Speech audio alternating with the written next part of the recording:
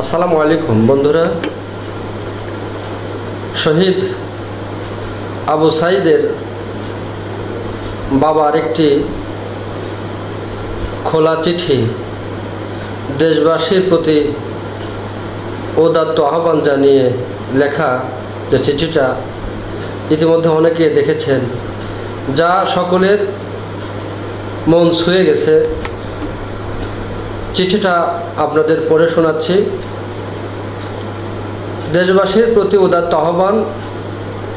সম্মানিত দেশবাসী, আপনারা সকলেই অবগত আছেন, আমার ছেলে আবু সাঈদ গত 16/7/2024 তারিখে স্বৈরাচার শেখ হাসিনার দোসরের গুলিতে নির্মমভাবে শহীদ হয়েছে। সামাজিক যোগাযোগ মাধ্যম ফেসবুকের মাধ্যমে আমরা জানতে পেরেছি, কতিপয় লোক শহীদ আবু সাঈদের ভাস্কর্য নির্মাণের উদ্যোগ নিয়েছেন। শহীদ আবু সাঈদের প্রতি ভালোবাসা থেকেই আপনারা এমন উদ্যোগ নিয়েছেন বলে আমরা বিশ্বাস করি। আমরা আপনাদের ভালোবাসাকে সম্মান করি, কিন্তু আমার ছেলেটাকে কত কষ্ট দিয়ে হত্যা করা হয়েছে আপনারা দেখেছেন।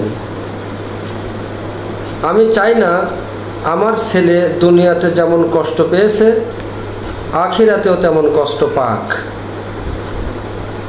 আমরা মুসলমান, আল্লাহ ও আখিরাতে বিশ্বাস করি। যেহেতু ইসলাম ধর্মের সকল মূর্তি বা ভাস্কর্য বা প্রতিকৃতি বানানো নিষিদ্ধ, সেহেতু আপনাদের প্রতি সম্মান রেখেই বলছি, দেশের কোনো স্থানে আমার ছেলের মূর্তি বা ভাস্কর্য বা প্রতিকৃতি যেন না বানানো হয়।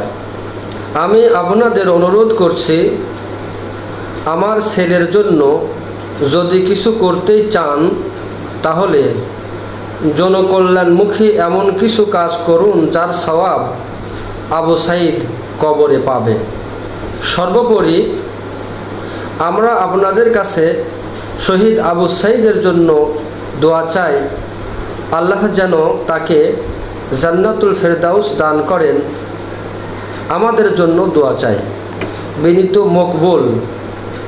তারিখ 8/8/2024। আবু সাঈদের পিতা।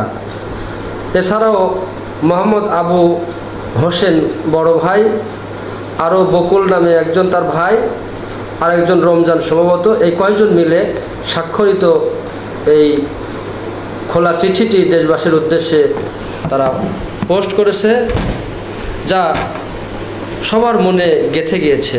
তাদের ঈমান কতটা সুন্দর, শিরিক মুক্ত, তাদের ছেলের যাতে কোনো কারণে কবরে কষ্ট না করতে হয় এজন্য তারা ভাস্কর্য বানাতে নিষেধ করেছে। তাদের এই প্রচেষ্টা, তাদের এই আহ্বানটা অত্যন্ত গুরুত্বপূর্ণ। আমাদের এর থেকে শিক্ষা নেওয়া দরকার। তারা চাইলে আবু সাঈদের ভাস্কর্য অনেক সুন্দর করে, অনেক দামি করে করা যেতে পারে, কিন্তু এটা যেহেতু নিষিদ্ধ, তাই তারা সিদ্ধান্ত নিয়েছে। খোলা চিঠি ফেসবুকে পোস্ট করেছে।